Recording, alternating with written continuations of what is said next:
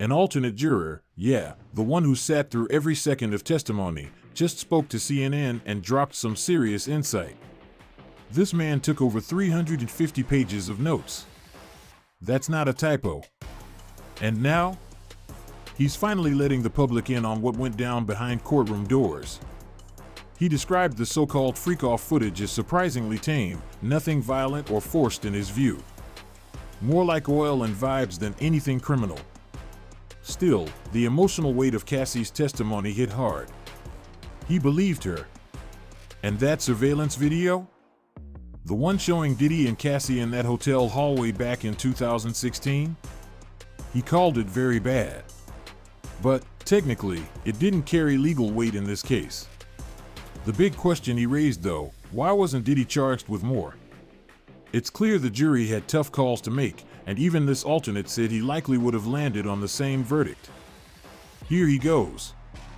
Listen to him discuss some of the things that happened in court.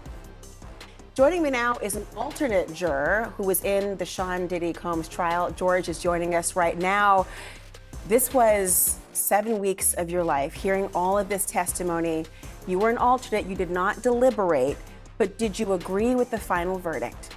I understood the final verdict, and I think if I, because I took a copious amount of notes overall. I took 350 pages worth of notes. Because at the end, we weren't told who was an alternate, who was the main juror until literally the last second when they were reading when the judge was reading his entire statement at the end. It was like the first 12 of you are the jurors, the last 5 are the alternates. So we didn't know, even in the jury room, no one treated everyone, we all were equal because we didn't know who was who.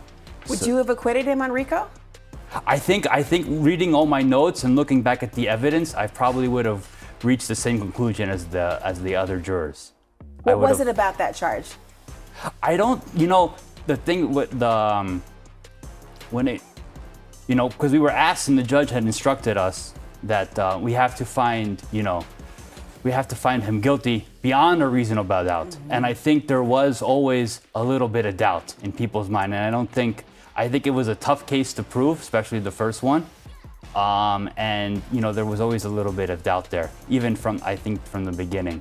Why did you doubt? I think some of the charges, some of the witnesses, if you look at it one way, but then when you were listening to the defense, you could see it their way as well. Were there any witnesses that made you think, I don't believe this? There was one that I think unanimously we kind of all said like, wow, like it was almost like watching like TV. It was like like when I think her name was Dawn Richard, the one. Mm-hmm. When she on cross-examination, I mean, I never saw such a cross-examination. It was very impressive to watch. What was it about it? I think just how the defense, got into her and really made her, look very not credible. I mean, I even wrote in my notebook that it was like a takedown. Really? Yeah. And that was pretty early on. That was pretty early on. From the opening statements, did you have a mindset of who you thought had a better case? No. I think overall, from the way I look at it, both sides presented really good. Both sides presented themselves well. We were very impressed with the prosecution and the defense, how they, the professionalism, how they carried themselves. It was really good lawyering, as they say. Racketeering is notoriously a complex case. Did you feel that the prosecution presented enough evidence to support that there was even an enterprise? I think they did the best that they could, but I think it was a tough case to prove. Why? When you look at the charges, kidnapping, arson, forced labor, the government had one side, but then the defense, they had some pretty good rebuttals to it. So that I think added some doubt always, and I think in people's mind. You didn't hear from some of the people the government said were co-conspirators, like employees. Like Christina Karam and or D-Rock. Yeah. Did that affect your thoughts about the case? I don't think so, no. Would you have wanted to hear from them? We always thought that maybe we would hear from them, but maybe we also understood maybe why they wouldn't be called. Why?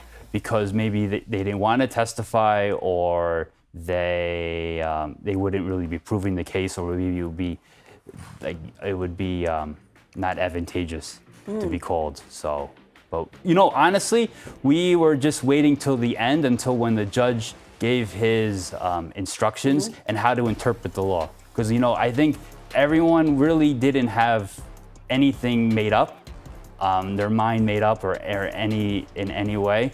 It was really, everyone was waiting to see how, the definitions and how everything was going to be interpreted and what they were to be looked at. Exactly. So important. Yeah. Talk to me about the sex trafficking cases, because of court charges. Obviously, Cassie Ventura testified visibly pregnant for days. Yes. How did her testimony impact you in your understanding of the case? It did. I listened. We listened very intently. It was, I think, 5 days or whatever of thing, and it was very riveting. And it was very riveting testimony, and very credible testimony. You believed her? I mean, I think we did. I think we did. I mean, she wouldn't have done all this just to come up there and lie about everything. So no, I don't think even the defense didn't come out and say or anything like that. Did the money that they talked about in terms of a civil settlement she received, did that color her testimony for you at all? I don't think so, no. I don't think so, no. Did you look at the defendant, Diddy Combs, differently after her testimony? No, I didn't really look at him too much. I mean, I always looked at him because my point of view was just literally at him. Like some people were on the side, but I was more in the corner. So I was always staring at him. But I don't think, he was mostly just very composed and talking with his lawyers and very in control, it seemed like. Because I think I'm not really familiar too much with cases, and I don't really follow, cases in court, so I don't know how defendants usually act. But sometimes what I've heard from the news is that some defendants, they just sit very stoically. They don't interact with their lawyers. They just let their lawyers talk and go. But he was very, talking with them, writing notes, doing that. So you could tell that he was. He was fighting for himself. You saw some very graphic images, videos. You heard very sexual and graphic details. What was that like, hearing that? And how did it impact how you viewed the case? No, they were very graphic, and but I think overall, it was we were looking at it from one side, and it was definitely riveting and eye-opening. What did you see on the videos? The press wasn't able to see it in real time. Yeah. No, I mean, they were showing some of the. Well, I mean, there was both the freak-offs and hotel nights, as they were called, from both of them. But it was. What did they show in those videos? They showed, well, again, the defense and the prosecution showed different clips, so they were very selective. The prosecution was showing more, just Cassie just sitting around. The defense showed that? Defense showed that, yeah. Just her sitting around not engaging in sexual activity? Yes. The prosecution, when you had to have your headphones on and otherwise, what were you seeing then? There was sexual activity, but I mean, it wasn't really. Was it force? No, it didn't seem forced. It was actually pretty tame. Really? Yeah. Did she? It was just a lot of rubbing oil and stuff on there. It wasn't anything too graphic. Let me ask you, this jury that deliberated did not find sex trafficking when it came to Cassie Ventura. They also didn't find it when it came to Jane. And I want to ask you about Jane in a moment. But did it surprise you when it came to Cassie Ventura that they did not convict on sex trafficking? No, I don't. I think it was a difficult thing to prove. And I think there was always some doubt, whether, because, I think what the judge says, it has to be forced. And I think the defense did show some messages where it didn't seem that it was forced. Oh, her text messages when she talked about it. Yeah. That was really important to you to consider. I think that was one aspect, yes. Did that make you feel that it was consensual? It did seem like it, yeah. Talk to me about Jane. Even in the videos and everything seemed very consensual. Really? Yeah. How about with Jane? Obviously, she testified for several days, very emotional at times. It was, yeah. What did you think of her credibility? Did you believe her? I think it was very again, riveting, long testimony, and I did believe her, at least on some parts. Some parts were a little bit didn't add up as much. Seemed a little strange. What part seemed strange to you? One part for me that seemed a little strange was the night, I think, when Jane was in, when they had the fight. Yeah. The timing seemed a little like you going from like one closet to another closet to something didn't add up there.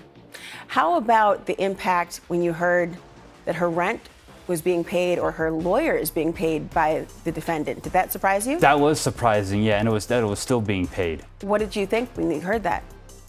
Wow, it was surprising. I want to ask you as well about, obviously I'm talking about Diddy as if I know him. Like we know his name because he's, this very famous person. Did the fact that he was so famous, did that impact you in any way? Did you know him? No, I did not know him. Do you know his music at all? No, I don't. I didn't really listen to his music. So seeing him was just a stranger. Pretty much. I know of him, and I know, but I don't really follow his music or the rap industry in general. So that might have been why I think a lot of the jurors, I think if you look at their backgrounds, I don't think they were. They didn't follow this or that. That's probably why they were chosen. I was never expected to be chosen, to be honest. Yeah? Well, I wasn't even looking for this at all. Who would be, right? Exactly. But let me ask you, the other jurors, when you would talk to them, I know you weren't allowed to deliberate at all in this, but when you talked to them, were they familiar with who he was? Did his celebrity status seem to impact them at all? No, I don't think so, no. I think everyone was really waiting for the interpretation of the law. And is that because you were confused about the case or because you just wanted to know your marching orders? I think we wanted to know our marching orders and how we need to look at everything. I think we were really, I think, at least for me, we want to be, and we are asked to be as impartial as possible. So we needed to know, you hear both sides of, one side, the other side, and it's very important to know what we're actually supposed to be, ruling at and how we're supposed to be looking at it from the judge. There was a juror who was excused close to the end of the trial. What did you know about that and why?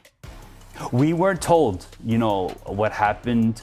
I think someone had mentioned that it was, I think he lied about where he was from or something like that. But really we were kind of kept in like isolation from the whole day. Not really told much, told to not, follow any news or turn off everything. Don't talk to anyone. Don't talk among yourselves about the case, which we followed. We really followed the judge's instructions. At least I did too. So when that person, speak for myself, yeah, most of the time. When that person was no longer in the chair after seeing them there for 7 weeks on end, or however many weeks it was in at that point, did you think it was odd? Did you have concerns? No. That's why they have, they call 18 people, because they knew it was a long case, and there's probably going to be someone's going to get sick or someone's going to drop out, so that's why. So, would you have wanted to hear Diddy testify? Would it have made a difference to you? I don't think so, no. I don't think so. It wouldn't have made a difference because it wouldn't have added to your understanding, or because you'd heard enough?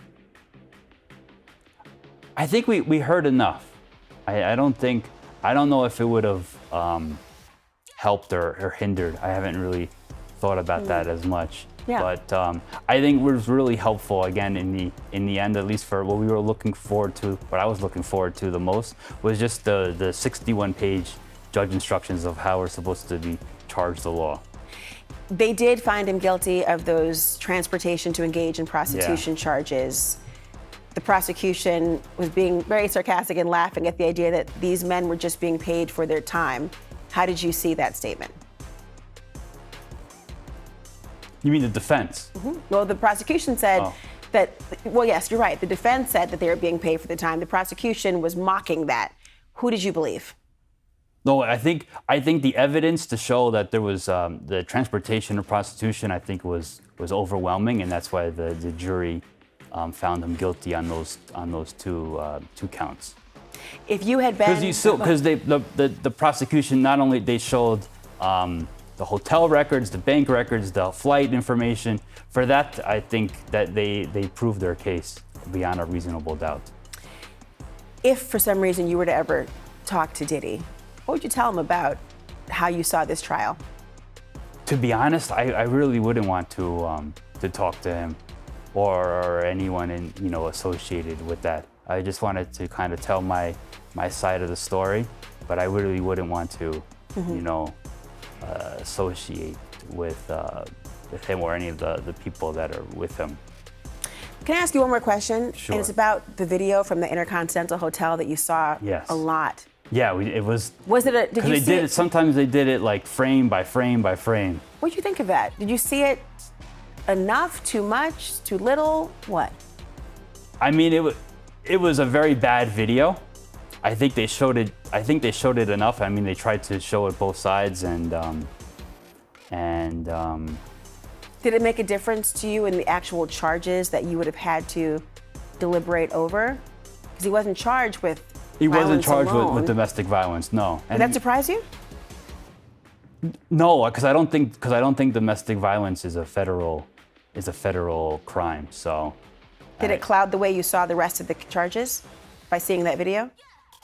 No, I think we looked at just what we were supposed to be, what the judge had said we were supposed to look at, and then based off of the evidence that was presented to us, they ruled in that way. Do you think he should go to prison? That's for the judge to decide.